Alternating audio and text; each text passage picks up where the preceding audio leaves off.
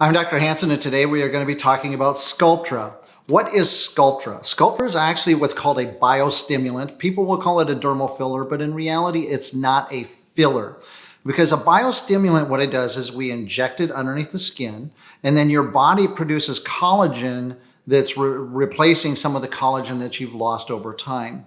So what are the areas that we're going to use Sculptra for? My favorite area is actually kind of along the buccal fat area and even back into what's called the preauricular area. Preauricular just means in front of the ear. So we got that portion of our cheek that we hollow out in as we age.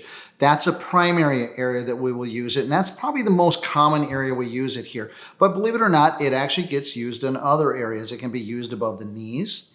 It actually, for those women who started getting a little bit of the saggy skin, a little bit of that sun-exposed wrinkles that goes across their knees, and just putting a what's called hyper-dilute, which means we dilute it a little bit more than usual because we're not looking for as much volume. We want the skin to respond to the collagen production. So that's one of the areas that it can do. And believe it or not, there have been people doing the Brazilian butt lift with Sculptra. And it takes quite a bit of the Sculptra over time, but for somebody who's got just no volume in their upper buttocks and they have no fat to move to that area, Sculptra is an option.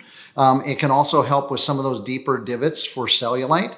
So there's a few different places that it can be used. And remember, it is different than a dermal filler, even though it gets tossed into the filler category. If you're interested in talking to us further about Sculptra, please give us a call at the clinic for a free consultation.